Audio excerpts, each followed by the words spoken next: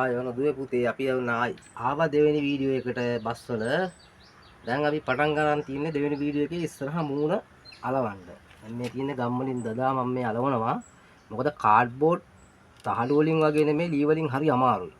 මොකද ඒවා හරියට ඒ විදියටම ගම් ගාලා අලවලා ඒ විදියට තියන්න ඕනේ. දැන් මේ බස් එක විදියට පේන්න ඕන නිසා මේ විදියට තමයි අපි නිර්මාණය ඉවරයක් කරන්නේ. දැන් ඔය ඉස්සරහා කොටස දෙවෙනි කොටස තමයි මේ අපි ඉවරයක් කරන්නේ. ඔන්න සියලුම දුවා දරුවෝ බලා ගන්න මේ බස් එකේ නිර්මාණය අවසන් වන හැටි මේ කොටස දෙවෙනි කොටස.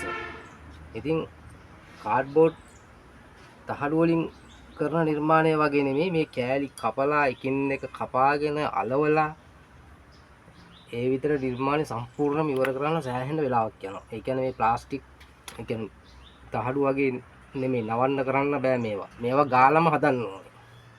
ලී වලින් කරනකොට එහෙමයි. දැන් ඔන්න අපි බස් එකේ මූණත අවසන් කරලා ඉවරයි.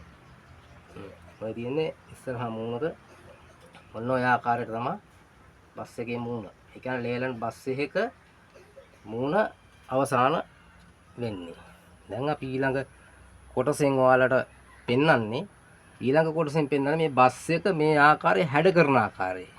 ඒ කොටසෙන් අපි ඔයාලා තුන්වෙනි කොටසෙන් මේක පෙන්වන්නම්.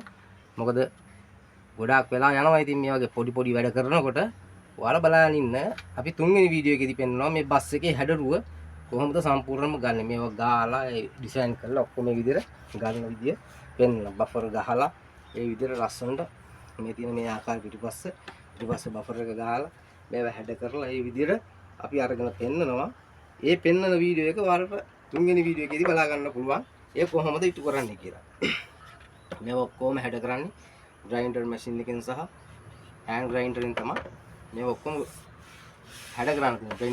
ග්‍රයින්ඩරෙන් සහ හෑන්ඩ් ග්‍රයින්ඩරෙන්. ඉතින් මේකට සෑහෙන්න වෙලාවක් යනවා, කාලයක් යනවා.